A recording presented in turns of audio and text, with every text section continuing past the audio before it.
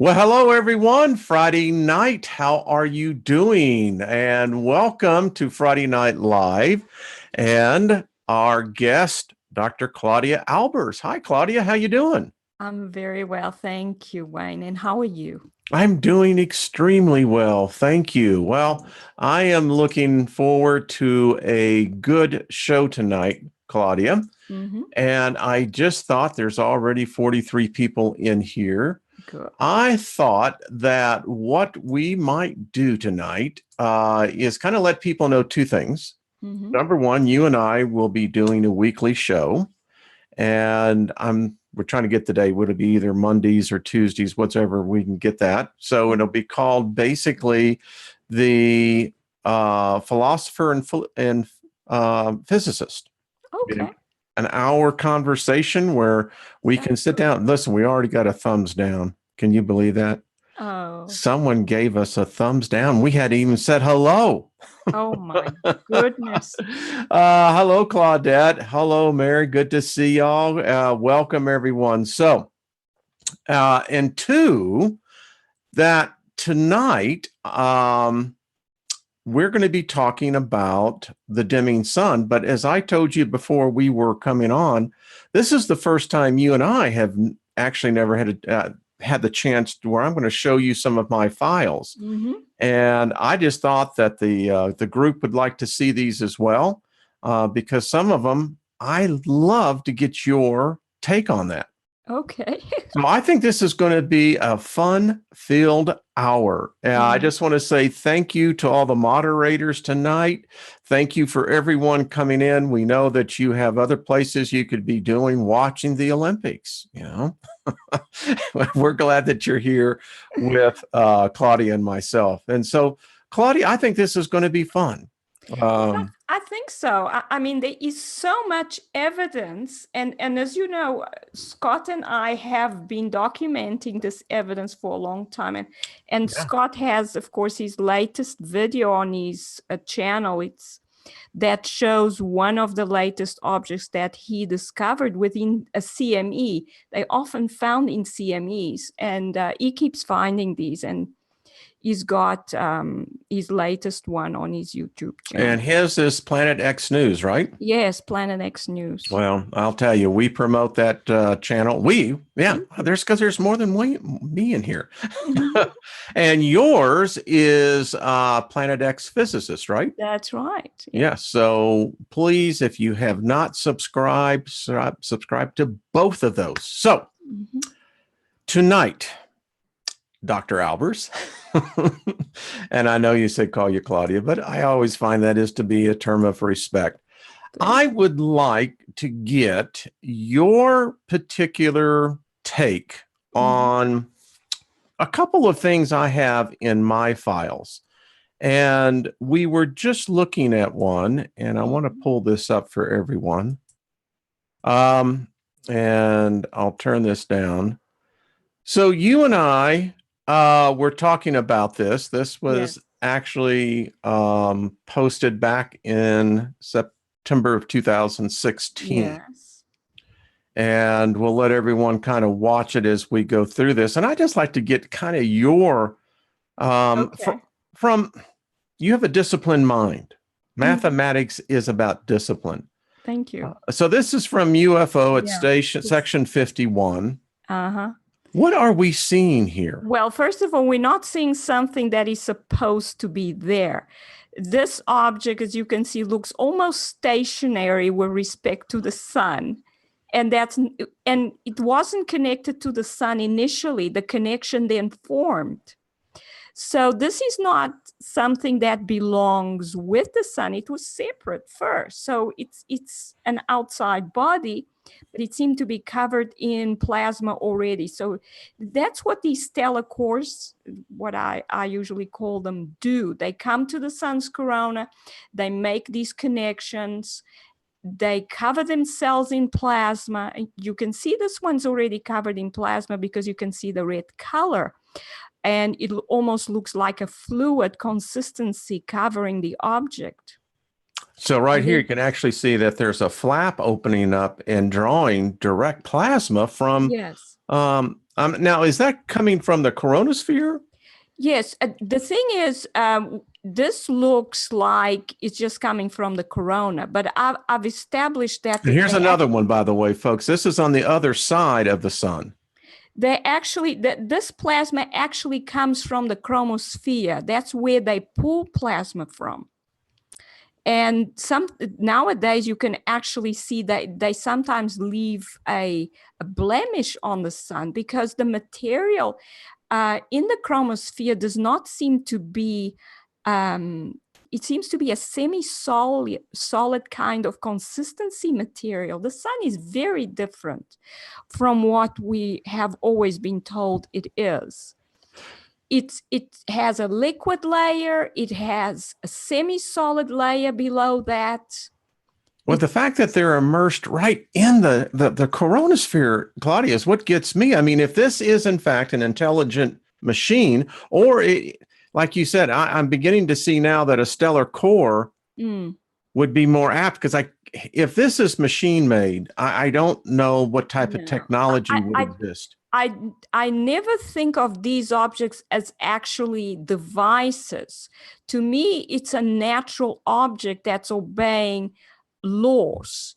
The laws are different from what we've been told that the universe is supposed. Well, we told it's all driven by gravity. Obviously, this is not gravity driven. Obviously, no. A gravity driven object will go into a fast orbit around the sun. It would not seem to be stationary in the sun's corona. That would be impossible.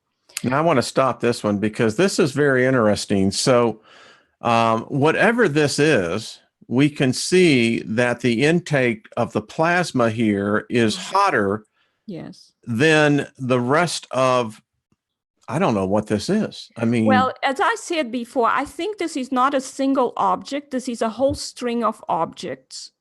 There's a large one and there's a whole string of very small ones behind it forming a tail. This often happens. They seem to attach to each other and form some sort of, it's like Lego blocks sometimes. They stick to each other, but that's because they make magnetic connections with the sun and with each other. Okay, I'm trying to put all this together because I understand, and I learned a lot of this from you, that the tidal forces in here of, well, number one, it would rip apart anything that we could make. Well, the first thing is something that comes right up to the sun is supposed to collide and go inside it. Exactly. With the pull, right? That's right. So this is not happening. And what this show is that there are two forces acting on these objects, an attractive force and a repulsive force. Okay, an attractive and a repulsive. All right. And they are in balance. That's why they can be stationary in the sun's corona. And then they make the connection. The connection has to be magnetic, because what causes plasma loops, or for us to see plasma loops, is magnetic loops making their loops, and then particles spiral along the magnetic field lines, and then that makes the loop visible because there are particles right along the loop. So in order for us to see that straight line connection there have to be particles coming from the sun moving towards that. So that, to me, is a magnetic connection. Okay, because I'm trying to put this, because you can actually see the magnetic fields here of what we would call filaments as a result. So whatever this is, it's causing one heck of a disturbance around it.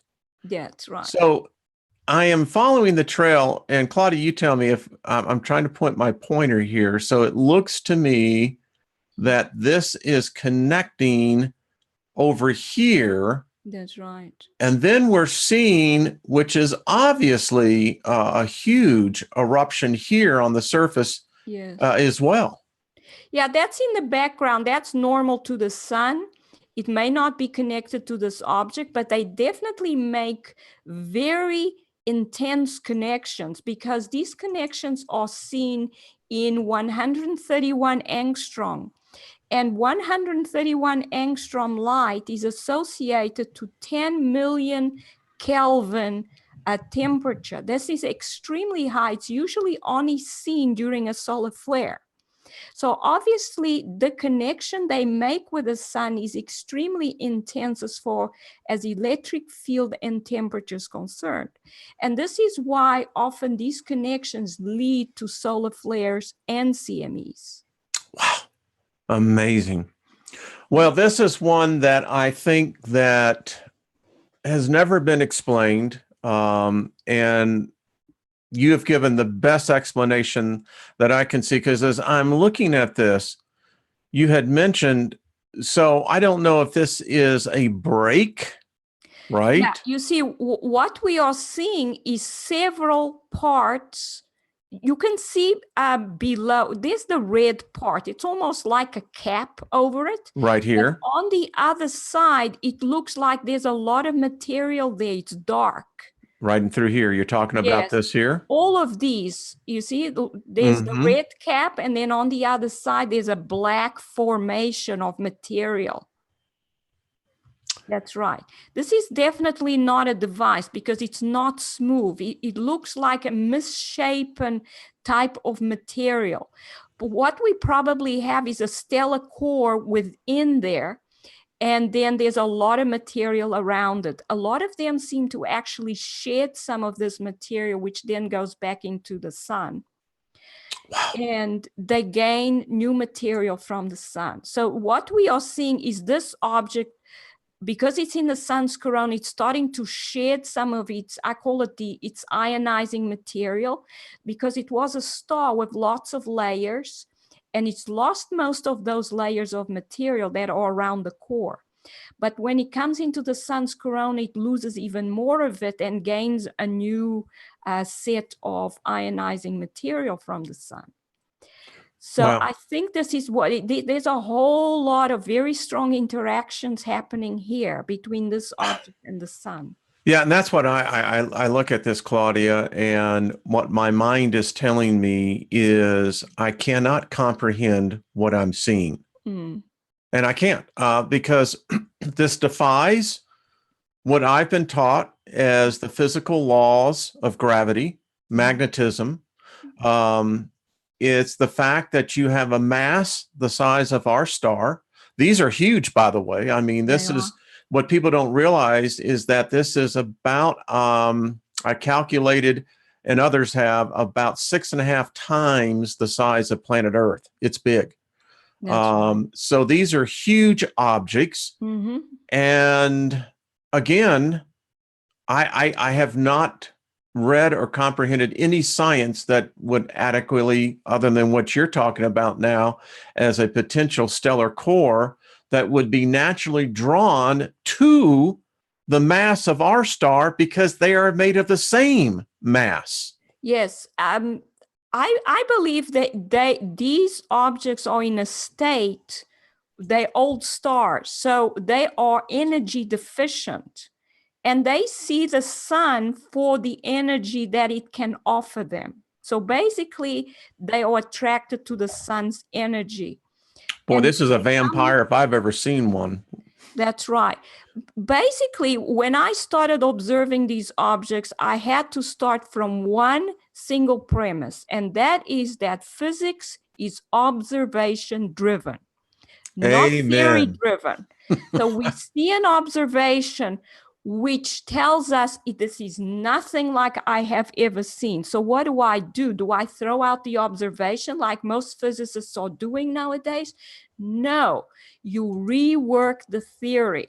In other words, I had to come up with explanations for what is going on. And I'm not saying that I didn't use the physics that I knew. I did. But I had to explain the observation with whatever I could put together in order to explain it. Now, this one here, Claudia. So this one is different than the one that we saw on the other side. This one is actually immersed in the coronosphere. And you can see the plasma that's raining down on this. Yes. Again, I love what you just said. We have to reapply the physics to the theory or the theory to the physics, is in essence what you're saying, correct? That's right. I mean, we see an observation which tells us this is not supposed to happen. But what do we have? It's not supposed to happen because what we have to understand the universe tells us it's not supposed to happen. But we see it happening. So we have to try and explain and not throw away the fact that we are seeing this, but we now have to change the theory that we have about the universe in order to be able to explain our observation. This is the way physics is supposed to be. And again, here, as you said, we have an object in the sun's corona. Notice it is stationary in the sun's corona. This is impossible according to the gravitational view of the universe. This object is pulling plasma from the sun. Again, we see the root-like connection between the sun and this object. What kind of, my God, Claudia, I'm thinking on this. I can't comprehend, and you could probably do the math on this, but I'm just calculating in my own head. This object has to be emitting a force field equal or greater than the field that it's actually, wow, to be so condensed. Don't forget, these are stars. The sun's corona is at a temperature of 2 million degrees Kelvin. Any planet that goes into the sun's corona would be vaporized. Yes, yes. The Earth's core melts at 7,000 degrees Kelvin. This is 10 million Kelvin. Look at this.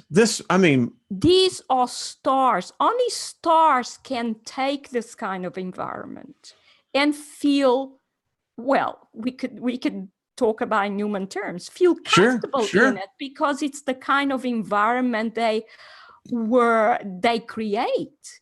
They are created in this sort of environment, and they produce this sort of environment, at least when they are main sequence stars. And then as they age, they lose the ability to produce this environment. That's why they come to the sun to regain it. But don't forget, the sun has a core which we think is twice the size of Jupiter. This is the size of the sun's core. So when we see an object that is 3 times the size of Jupiter, and this is basically the core of the star, this star as a main sequence star was larger than the sun. Let me ask you something. Do you think that these objects are, whatever they're doing, whether they're feeding, whether they have attached themselves to our sun, which is a whole new theory, we could talk on that. But my question is, do they travel? Well, yes. Okay. They are often ejected from the sun. And this happens because sometimes they're the ones that are creating these CME events or solar flares. Okay. But when these happen, they are ejected. This is why this keeps catching them moving away within CME material. They are ejected from the sun when the sun explodes with this high electric field event that generates so much light, which we call a solar flare. And that may answer some of the questions. You know, there's this phenomenon called ghost CMEs. In fact, I just read a white paper, I think it was out of Princeton, they were trying to explain what these ghost CMEs are. I think you may have just nailed it, what we're looking at here. That's right. I mean, they are produced because the astrophysicists, the astronomers, the geologists, none of them will touch this, what's really causing everything that we see happening. The severe weather, the cosmic rays, the weakening sun, they try to put things together, but because they don't want to touch the real reason why everything's happening, none of their research is making any sense. No, and as you're talking, and I have a whole slideshow prepared on these as well, but we have another couple of phenomena we're going to talk about. Mhm. But now I'm understanding something here. So what we're actually seeing, because it looks like this one is more plasticized, that it's somehow another, more of a molten state, as this back here you can see is probably what the natural object is. I mean, That's I'm right. fascinated, Claudia. Are we actually seeing the inside of a star, the stellar matter itself? Yes. Well, Holy crap. in these are what's left of these stars. When a star starts aging, it goes into the red giant phase, Yeah. and it starts losing its outer layers of material. It develops a strong solar wind outwards. And I believe that happens because its ability to generate potential and magnetic field starts dropping. And then it's not able to keep its material contained inside it. So it expands and starts losing it. It goes outwards. That's the beginning of the end for a star, when it starts losing all that ionizing material. Eventually, it's just a core with a small toroidal shaped envelope. Yep. Yep. And then that's the white dwarf phase. It's very bright initially, but it cools down quickly because it's not hot on the inside. Current theory says that white dwarfs would take a very long time to cool down, but that's because they believe they're hot on the inside. But stars are cool on the inside, not hot. So it cools down very quickly and eventually is only able to emit infrared radiation. So this is the stellar core phase, or the brown dwarf star phase. And what we see here, you see all that dark material on the right-hand side. Yeah. Yeah. This is what's left of the ionizing layers of this object. So it's the core itself and that material. And you see it's issuing out of it, whilst on the left-hand side, there is this almost liquid plasma around it that forms the scap.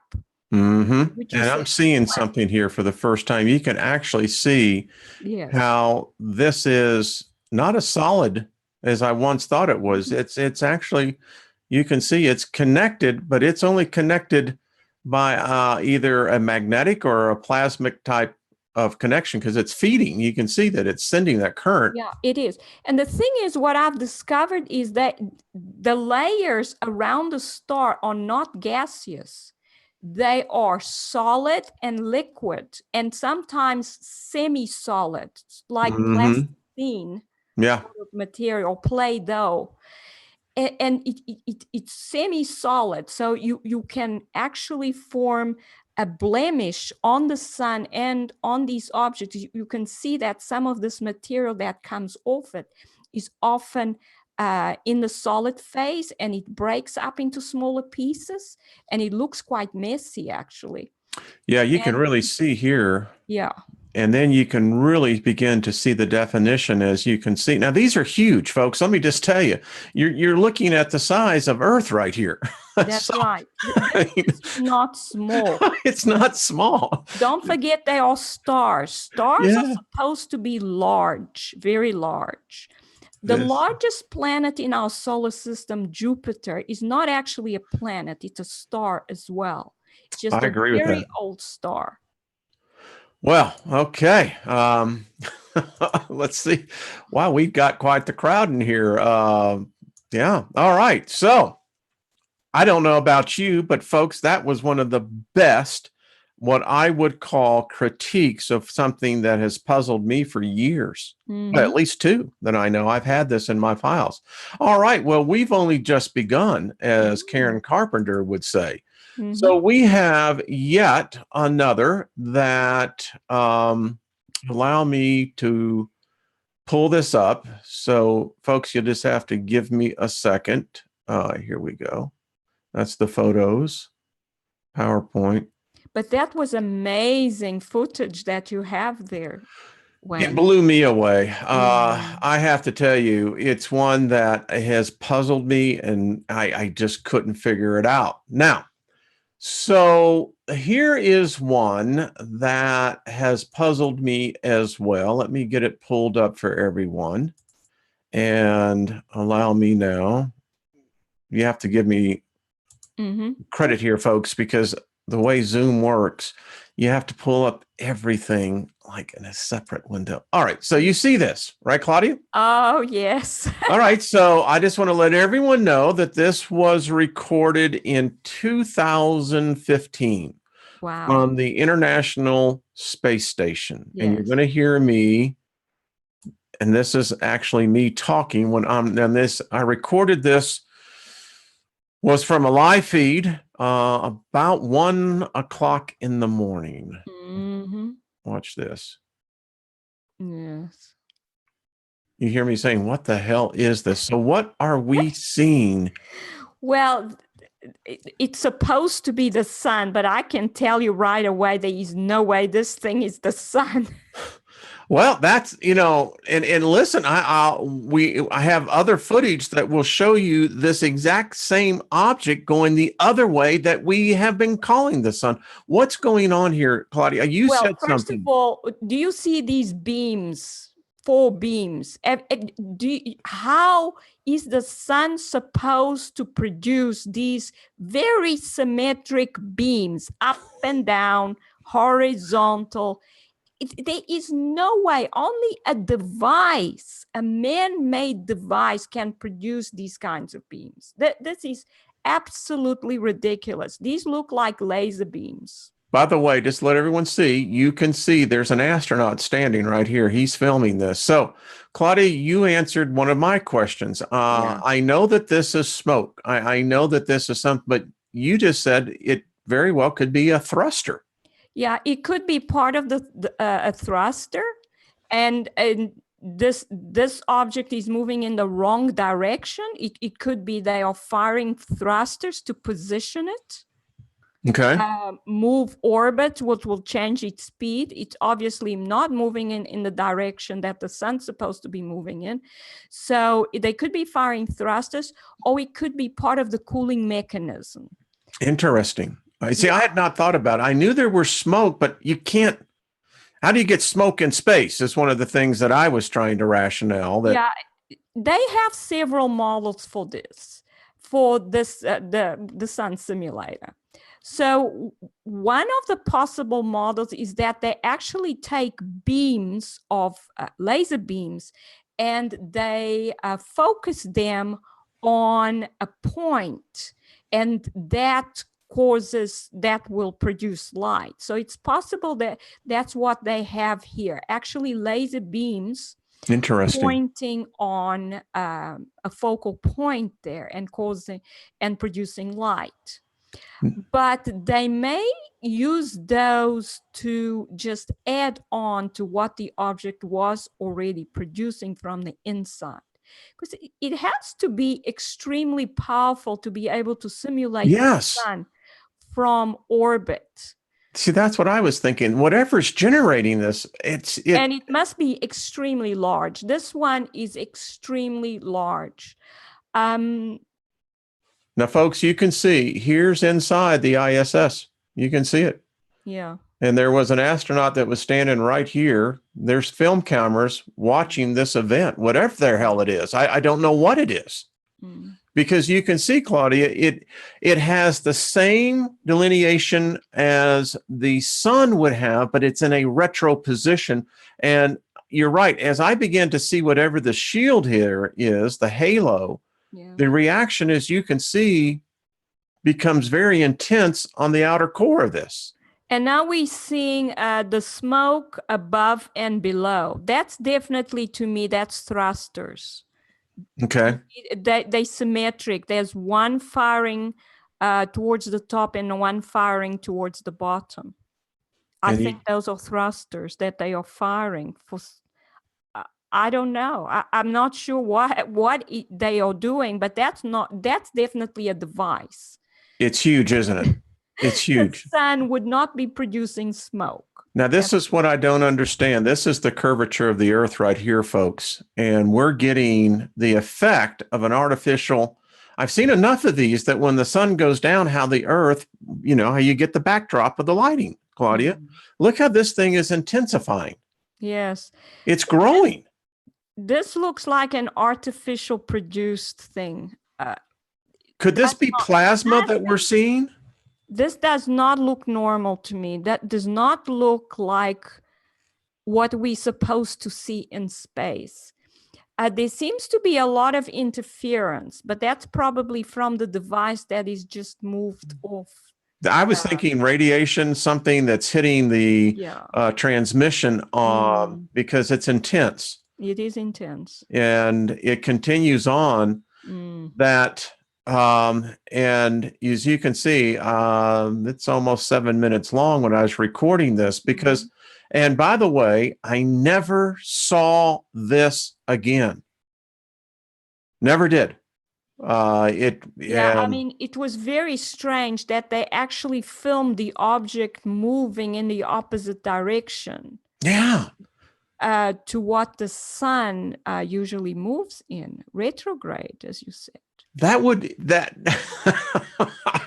I don't understand that, Claudia.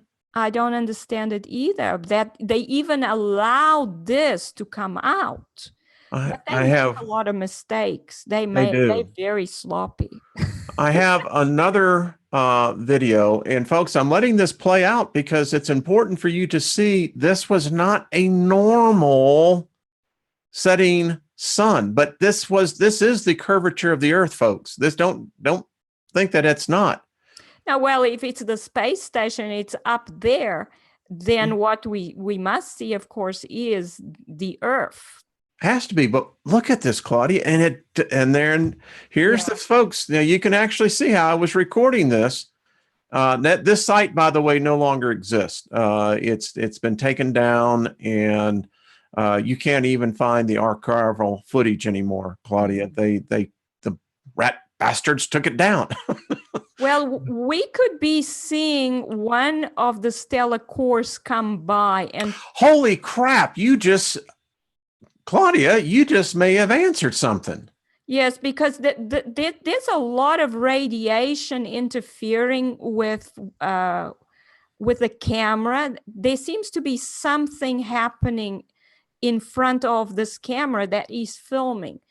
And the sun simulator had moved off. It had not produced this kind of interference. Now you can see this, folks. It's right coming over near Antarctica. So this is out in the middle of nowhere land. Oh my. So, okay. So there we go on that. I have more. What do you think so far? Very interesting one. Isn't it? I'm glad. I haven't seen. I'm going to see who's all in the chat room and make sure that everyone wow, we almost have 260 people in here. Well, folks, this has only just begun. All right. So now I have another video that I want you to watch. And, well, okay, we're just going to play this. Let me get it pulled up. All right. So just so that everyone knows, I recorded this. And I need to get back over here. There you are, Claudia. Hi. Hello. All right. So I recorded this in August 2016. This is the International Space Station. This is a camera that normally looks out ahead of the ISS. Okay. Claudia, what you are seeing, well, only thing I wrote you about this, but this is when everything was really crazy. I told you that I felt that either a plasma object had come by or an object made of something, and we are probing this. Now, I'll let everyone just watch this.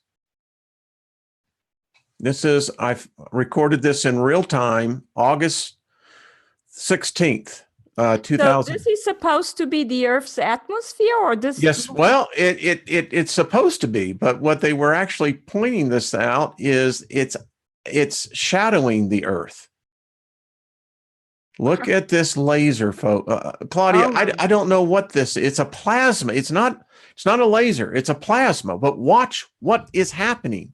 I get excited because these are some of the things that, again, it was off that one site that's no longer available to the public. And when you watch this, it absolutely is mesmerizing. that definitely looks like a laser beam. As you can see, it doesn't change width, same No. width. So that indicates to me it's a laser beam collimated. Now watch what it happens. Yeah,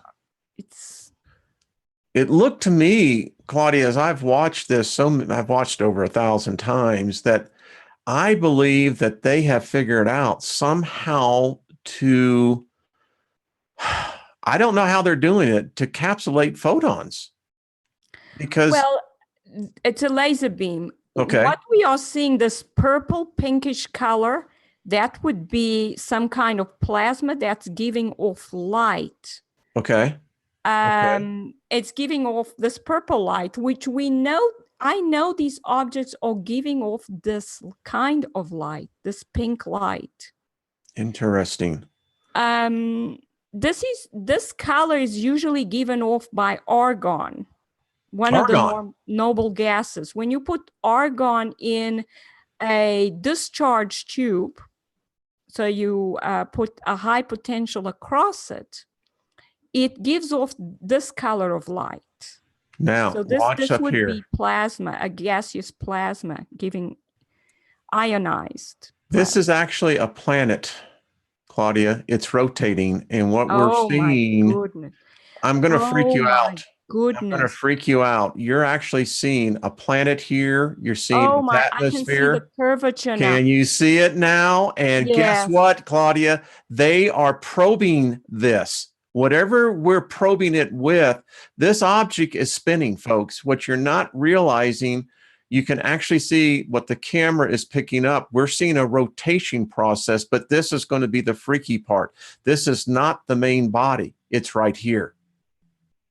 Well, this would be one of the stellar cores, because this would be the corona. That these are one of the, when they rejuvenate, they emit light from the core, and then they have a gaseous atmosphere around it, just like the sun. They have their own corona, and their own corona usually gives off this light, this pink, or I call it magenta light. So this would be one right of the over stellar here. cores. But that would mean that they are coming very close to Earth. That's what I was wanting to know from you. Now, this was in 2016 when the Earth, the whole magnetosphere was being whacked. I actually took stills off Integrated Weather Services from the magnetopause that they were showing. But now you can see, and here we're going to start probing it from this side. Whatever we're doing here, when you speed this up, you can actually see that this object here, whatever it is, it's actually rotating. It's spinning. Yeah, also you can clearly see that the curvature of it. So it's a spherical object. This is this, I have seen photographs of these stellar cores. I know that they as they rejuvenate, they start emitting light. The light is usually from the core is usually blue, and then it gets brighter and brighter. It spreads over the surface. And then they gain this corona, which is exactly this color. So this is a rejuvenated stellar core. Now, I'm not surprised that they are coming close to Earth, because as I said before, they connect magnetically, and Earth has quite a strong magnetic field. It does. But they are ejected by the sun, so they would go around the solar system and go past planets. They may be attracted to some of the planets, but it could be they are using something on it. They are either absorbing energy from it, or actually doing something to keep it from coming any closer, perhaps. I'm not sure. I'm not sure either, because it has to be very close to Earth for this kind of footage to be possible. This is amazing, Wayne. And wait till you see what happens as, so here it is. Now, folks, as you can see, I'm recording it. This is the back end, and here's our little friend. Oh my But goodness. wait, so this is the back. We're looking, when they get back to whatever's happening, it's happening in the front. Okay, on the other side. Yeah. So that So would be this is there dark. it is. And there it is right there, folks. So, Oh my goodness. now we're really going to get into some of the twilight zone. So here we go again. Now, this time, notice before it was curved, this one now has much more of a tip. And I'm as I'm making comments because I've been watching this now, and it's been going on for nearly 6 minutes, that now this is changing. Now, this dot, I don't know why, but it stays, and it's going to play a major role here in a second. Watch what happens. Look up here, Claudia. Whatever they're probing this with, it's huge. I don't know what type of object. They're probably making a plasma connection with it. They figured out through watching these objects in the sun's corona that they can make a connection with them. Everything is electrical, so the electrical objects, so they may be powering up these systems from this object. It's a possibility. Well, now that's going to change into some dynamics here. And, the thing is, when you watch these, I had one friend, I lived in San Diego, and this is all she did when we had all the live feeds. Today, what we get is a sanitized, synthesized view of the ISS. This was a time, and it was right after this that NASA made the announcement in September that they were going to cut the feeds. And, maybe it was people like myself and others who recorded these events, have saved them for archival purposes, because many people in here in the chat room have never seen this either. I must say, I had not seen it. I am mesmerized. This proves that these objects have been coming close to Earth for a very long time. There's another connection there developing on the right-hand side. Yes, you're now seeing this. Watch what happens here. This is the same type of connection they make with the sun. It's possible that the object is actually connecting to the Earth's atmosphere. Wow. Making a plasma connection. This is very possible with our ionosphere. And this would create huge amounts of lightning. It's like a lightning connection between this object and...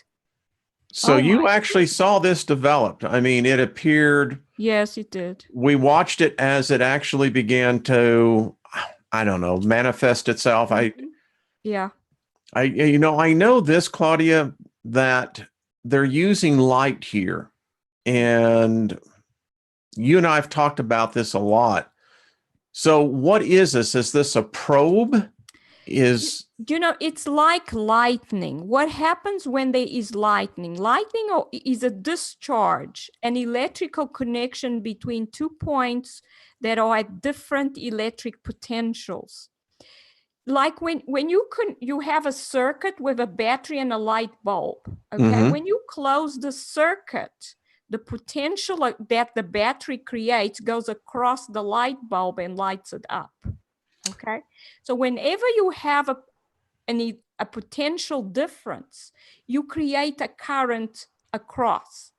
But if the material like air is not very good conductor, it does conduct, but not very good conductor, the potential is there and keeps increasing, and there's no conduct. And then suddenly the air starts conducting. So an electric current goes through, which ionizes the air. That is, it splits it into positive and negative parts. And when it does that, this air heats up, starts vibrating very quickly, and then that excites the atoms, and then eventually the atoms go back to their ground level. When they do, they emit a photon. Okay, that's light. That's Yeah, light. that's light. So all this happens very quickly, that this electric potential difference leads to ionization, and the ionization leads to photons being emitted. Do you see that over here on the left? It is a, whatever this is, it's a solid. It looks very bright. Yes. It looks like to me, it looks like an ionization kind of effect, where we have a discharge, basically, a plasma discharge between this object and something else, possibly the Earth's atmosphere, ionosphere. It's amazing, isn't it? And look what's happening now with this one here. This is the longest one. There's another one developing there. Yeah. I think these may actually be this object is interacting with the Earth. Interesting. Well, it's some of the most fascinating video, and unbelievable, amazing. Just see this solid core, whatever this is. I don't know what this outer shell is. It actually, I could see 2 layers. So it's got a very thin, and I've seen this develop in the stellar cores as they rejuvenate. I've seen it in whatever photographs I've been able to get, that as they rejuvenate, they gather this gaseous atmosphere around it, which emits this light, exactly, this magenta light. Well, I'll send you the file on this. Thank you. This is amazing. When you start putting it in through the different filters, it gets strange, folks. Claudia, what you're not seeing, because we're seeing mostly right here is the white light in a red shift, but when you start getting this into the negative polarity, what you actually see is that there is a huge, huge object here. Huge. Yeah. And you can see whatever that light beam is. I don't, it's quite fascinating, because see what happens here? It begins to have a different reaction. And look what's going on over here, Claudia. There is yet another one. Yes, that's another connection that it's making. It's obviously plasma ionization type of connection that it's made, but it makes these connections with the sun. I just didn't realize that it was making it with planets like Earth as well. But it obviously is. It obviously is. And here we're going to do some defying of light. We're going to actually invert light. So it's no wonder our ionosphere is so extremely ionized. If these objects are coming by and doing this kind of thing with planet Earth, making this kind of connection, this is amazing. Then we get hit with this red dust, this red, whatever it is, it goes on, folks, and they cut the camera. There is this red, whatever this is, Claudia. I can see pink in it, and this burnt yellow. This is exactly the colors that I associate with these objects. It could be that, and it wasn't just one, it could have been more than one. One came across and then another one. Or it could be that it's being followed by a trail of dust, which is also ionized, and it's emitting these colors. So as you can see, folks, this was real time. Now I have more. Wow. So I haven't, let's see, we'll get in there. I haven't even seen what's going on in the chat room, but wow, we got 255 people. Hello, everyone. What do y'all think? We're just, have you seen, or can you see the chat room, Claudia? No. Oh, well, you can actually go on to my channel, and if you actually have the internet there. So we have yet one more of what I call, well, it's just interesting. Mm-hmm. So I want to pull up Okay, there we go. So a lot of people have been talking about, Oops, oops. That's the problem. all you have to do is just, Oh, I'm sorry. no, you just hit the mute. Yeah, there we go. Yeah. Okay, so here is the next tidbit that I have. Mm-hmm. And let me see. There we are. Okay. No, it's this one right here. Okay, so I thought I'd show this to you. This happened last September. Mm-hmm. This was, Wow.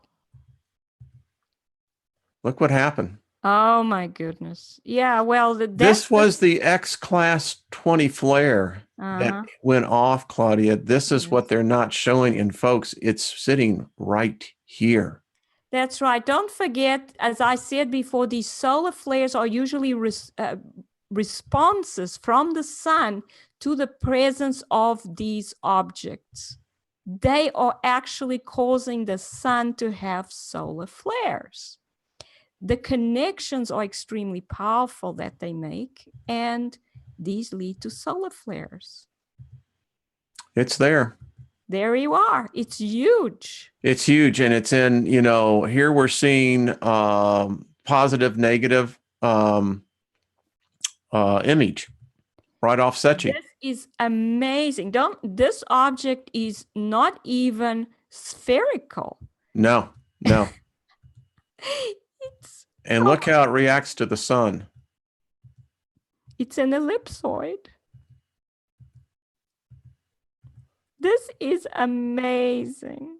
Wait. There she be. Wow, look at that. Folks, this is next to our, and this is what caused it. This is the X flare. This is amazing. So this is this was on July 23rd, 2017. Actually, September. This one's from September. Okay. September 6th, 2017. Okay. And I did a stand. There it is. There are the sunspots that actually caused it. It's going off. Oh my goodness. There is in each one. Oh, okay. I see it. It's from the film itself. Yeah. It was actually a spherical object. Yeah. Now, I find it interesting, Claudia, that I'm catching these. I think that these may be objects that were leaving a photon trail. Look at it. It shows up. Well, they're leaving a plasma trail in the material that's now surrounding the sun. As I said before, the sun is now surrounded by a whole lot of gas and material that these objects have brought in. This gas and material is ionized, so that a whole of the sun's outer corona is now ionized. So there are these interactions in it. That's why you can probably have plasma trails right through it. Now, this is one of my most important pieces of evidence, because the argument has been that what we're seeing is a transposed object, which is the sun, over here off the camera lens. Well, that would be fine, but here we have a problem, folks. We have plasma streaming on top of the object. This is real. This is real. Not only that, you can actually see that this plasma is actually connecting to the object itself. And it'll pull back up here. And it's not I know that they keep saying that these are superimposed images. I've also done a whole lot of video, and it comes, they even superimpose an image of the sun, which is an ultraviolet image, onto the sphere that appears to fool us into thinking that it is a superimposed image. But it's impossible, because first of all, these are visible light images, And in these stereo HI images, the sun is tiny. It's the same size as in the core 2 images. Yep. It's off to the left-hand side. The sun would be tiny in these images. So you cannot have the 2 images superimposed on each other. It's just not possible. But I actually have done one article that shows that they add things to images on purpose to hide them, because I had the image before processing and the image after processing, and you can clearly see that they added something to the image that wasn't there before the processing. And they did that because that particular thing appeared some months before, and then they decided, oh, we must add it to every image so that everyone will think that it's just part of the imaging system. I agree. So just so everyone knows that I take this serious. So here we have this in September, right? January 06. Now this is one of my best photos again. Wow. Look at that. That is amazing. That is amazing. These are straight line connections. The sun doesn't even do this. I didn't think it did either. The sun does not do this. When have you ever seen the sun have a whole lot of straight line plasma connections? Oh my goodness. Look at this reaction. Now this satellite no longer works.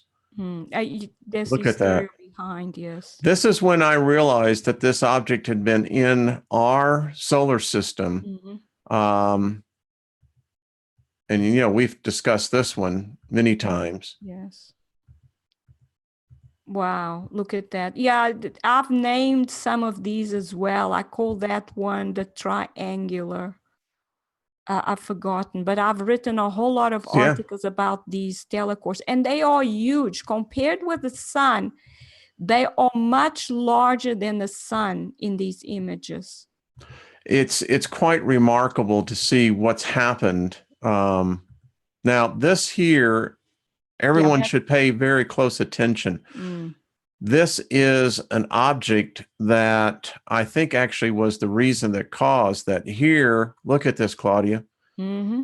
This is significant for me because what I've seen here is that this is the beginning.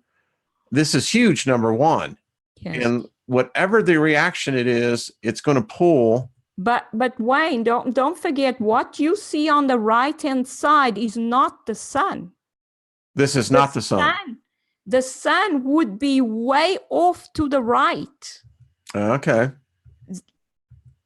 That is one of the stellar cores on the right-hand side. This is what I was bringing this up because this proves your point. What are we seeing here? This can't be which one is the sun and what is which, and why is it being drawn this sequence? As you can see there, look at this, Claudia. Yes. Look at that. Yeah. So what we are seeing is, well, definitely on the right-hand side, that I've seen that before. It forms this triangular jet-like ejection. This is definitely a rejuvenated stellar core, because when they come into the solar system, they're not able to do this kind of thing. Plus, you see the oval, this plasma loop thing. Did you see this when I start doing this, Claudia? Watch this. I'll show it as you're talking. So this thing actually just comes, people don't understand. When we talk about the background, an object is coming towards us.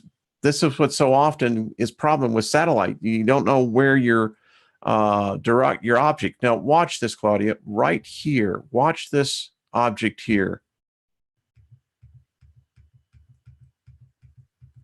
You see it moving? Mm-hmm.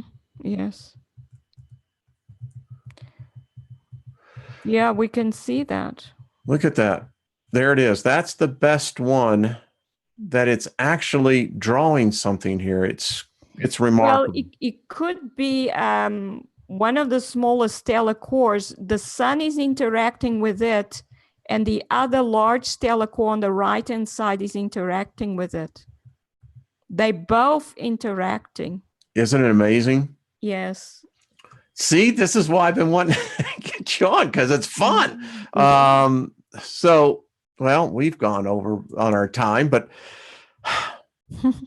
well, I haven't even had a chance to see what the people are saying. How is the chat room? Hello. It's kind of crowded, isn't it? Yeah. So what do y'all folks think here? Welcome. And we got over 275 people in here. So Claudia, what do you think? Well, this has been amazing. I mean, I just enjoyed it so much, Wayne, to look at all these images. Well, I have something more that I'd like to then share with you. When we talk about the ISS, I found this series of photos, and let me get them fired up here. Here we go. All right, so let me get back over here. This is the one that I call the rose sun. Check this out, Claudia. So here it is. Oh my goodness. Watch what happens. That pink color. Oh yes, that's the simulator comes in. But the simulator is not emitting that pink color. The pink color comes from a stellar core. They are known to emit that light. Just so everyone knows, simulator. This is where it was taken off of. If you can see it. Yeah. Yeah. And then we see the simulator come in front. Don't forget that the job of the simulator is to keep our attention away from these objects. Look at the pink color reflected off the sun. The solar panel. The solar panels were just, and so, here's my UFO, by the way. You can actually, yes. You see it? And it was at the same time all this was going on. Oh my goodness. You see it up there? Yes. And there it goes. Oh my goodness. Look at this. This is unbelievable. You see, the simulator is... And here's our retrograde sun again. Yes. That they took down when it started going. Yeah. Now, here is the two. Which is the real sun? Which one is the simulator? Well, I would say they both are simulators. Well, this one they say is the sun. This one they say is the simulator. There is no way that is the sun. The sun is spherical, Wayne. I know. It's a spherical natural object. There is no way that thing is spherical. There is no way that there is a circular boundary around the real sun. We would see the sun and black sky around it, not the sun and then a spherical boundary and then more light coming from the edge of that. That's impossible. Our sun cannot do that, cannot produce that. Well, have fun with this one. I actually caught the sun simulator breaking down. Wow. So this is back in 2016 again. This is the light source that's hitting the simulated sun that we're seeing, but the problem is they're having a malfunction.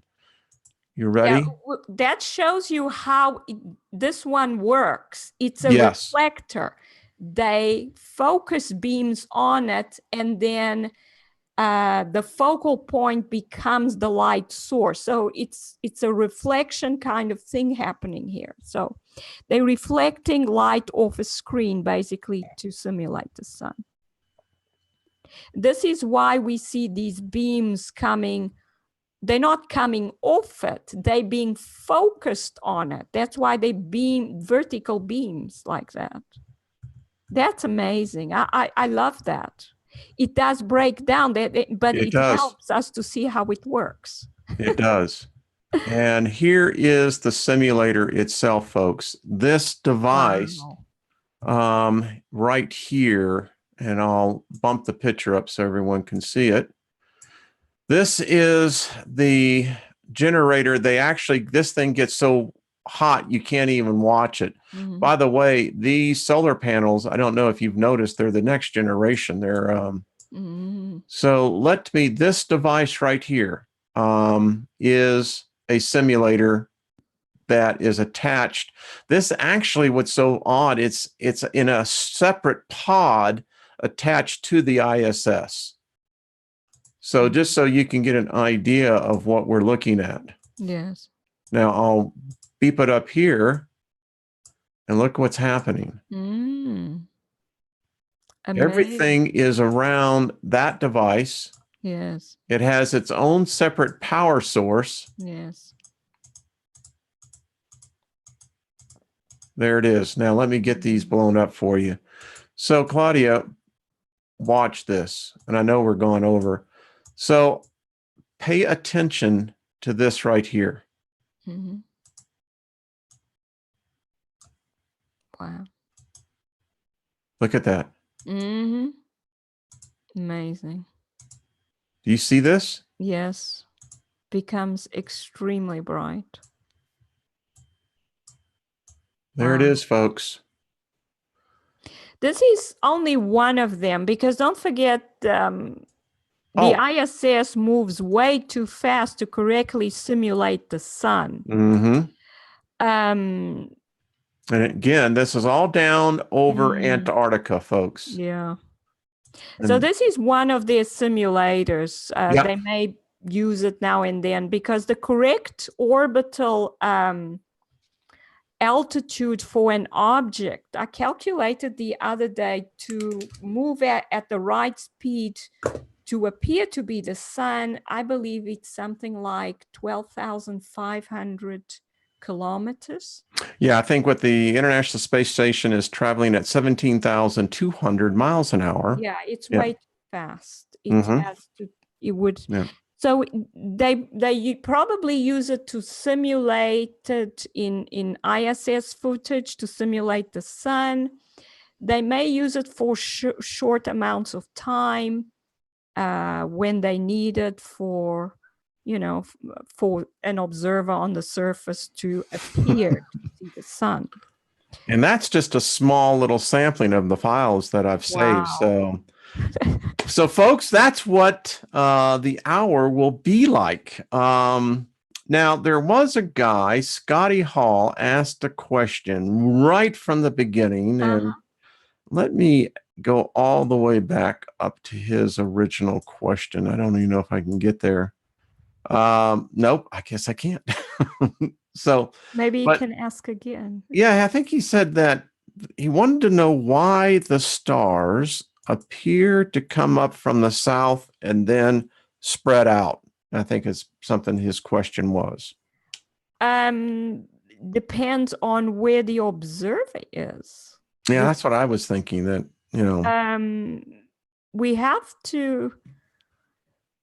we always have to position ourselves, what's up, what's down, what direction are we moving in. And it's hard to say often with the ISS. It is. That thing, that's just a wacky doodle experience. So Claudia, before we go out, I just thought I'd show everyone. So we're in the midst of a pretty good perturbation of a magnetic storm. Just thought let's see if I can get this to go here. And yes, there was a CME that impacted our magnetosphere. Look at this, Claudia. It was, the closed loops right here, and this is the heated plasma of our, Yeah, that's the magnetopause. I just thought I'd show that one to you. Yeah, and there does seem to be high density plasma there. And you and I were talking about this the other day. Excuse me, folks. I know that we have really gone over, but this is science. So everybody wants to know, about to see how our poles actually do move. And folks, as you can see, they're moving. Yeah. You see, when these particles come in from a CME, they are high energy particles, and they flow along magnetic field lines, and they go into the North Pole and the South Pole, and they bounce off the poles as they spiral along the Earth's magnetic field line. Look at that. Yeah. Yeah. And so this is where we will get aurorae, of course, because there's high ionization in this area. This is where our ionosphere gets the most currents around the poles. And as the poles move, of course, the regions where this happens will move as well. So as you can see, our IMF lines are really taking a hit. Yeah, we can see a large amount of particles have come into the magnetosphere. You can already see that. It's not just around the magnetopause, it's inside. You see, folks, this is what you're going to get. And the last one, I know everyone's going, but I think this is one of the things that I follow all the time, Claudia. Look at the plasma that it's always, you know, so what right here, look how it sends out with the yeah. What happens is the particles flow along the edge of the magnetic field lines, and they go to the back side, and on the back side they start coming back into the magnetosphere. So they come in through the night side of Earth. Okay. And then you start to get these magnetic reconnections. And so through the magnetic reconnection, some of it separates from the other. And the separated part that's closer to Earth comes right into the Earth and flows towards the poles. That's usually how they come in. Cool. That's why the direction of the solar wind changes. You can almost sometimes see how they pinches, and then it breaks up into two bubbles. One bubble goes towards Earth, the other bubble goes outwards. Our atmosphere is really hot. Look at that, Claudia. Yes, it is. Yes, it is. I'm looking at it going, now, wait a minute. That's the red is a high density of particles that have come in through this solar plasma that has arrived and impacted the magnetosphere. And that red means there are a lot of particles there, high energy particles that have come in due to the CME impacting. Well, you see, I love this, Claudia. And well, I guess so do the people here as well. There is nearly 300 people. So every week, Claudia, what do you think? Monday nights? Whatever. Yes, that's fine. Monday nights would be perfect. I think every Monday night might be a good time for just spending an hour with. And if you got questions, send them in. You can go over to Claudia's channel, subscribe, send her questions, and it'll be a chance. And we'll cover, Claudia, your papers. I'm excited. I haven't read one in a while. And yeah, so I want to see some. I have so many. I think I have just written 162. Dang, girl. I haven't made a video on that one yet, but that's the one I finished writing today. Well, did everyone like the show tonight? I had a great time. We had 4 thumbs down, Claudia. 4 people. Just, oh, well. Oh, well. We cannot please everybody. You know what? Ricky Nelson sang that song in the garden party. You know, you got to learn. You can't please everyone. You got to learn to please yourself, right? That's right. I tell people all the time. People that don't like to hear the truth. That's a fact. I'll agree with it. Well, okay. So a little self-promotion for myself, just to let you know. Laura Eisenhower has confirmed she will be on next Friday night. Next Sunday, Mary Rodwell. And March 3rd, I believe, Lisa Barnett will be on. So we got some great guests coming on. Claudia and I will be on here on Monday night, and we're going to learn some things. Claudia, I feel like this, I ought to be paying tuition. I just don't know who to send the check to.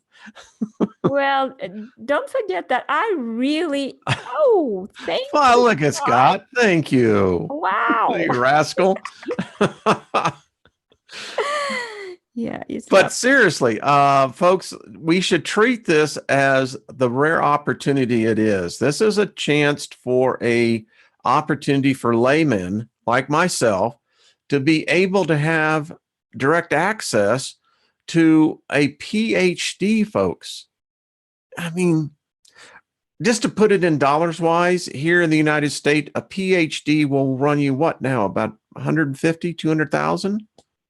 I don't even know. I think that's about right. I was lecturing in South Africa. So. Okay. Well, so I can tell you it's not cheap. And to be able to do the discipline work to get the PhD is remarkable. So, Claudia, I look at you as a very, very special friend.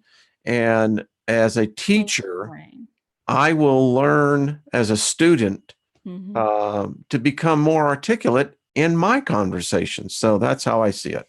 That's wonderful. And don't forget, it's a privilege for me to be able to teach. I enjoy teaching.